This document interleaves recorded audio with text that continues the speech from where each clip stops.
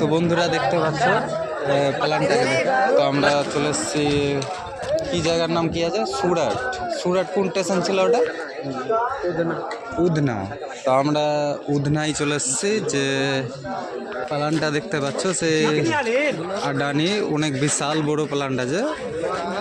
আর level colony দেখতে পাচ্ছ এদিকে, রুম তো দোতলায়, যে প্রচুর বড় মানে রুম। এখানে বেশিরভাগটা মনে হচ্ছে যে বাঙালি দেখা যাচ্ছে এদিকে। হয়ে গেল বলো, পয়সা পয়সা কোন পয়সা নিজেদেরকে দিতে হবে?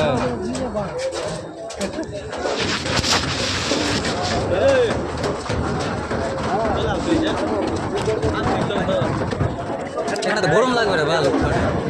কত করে লাগবে?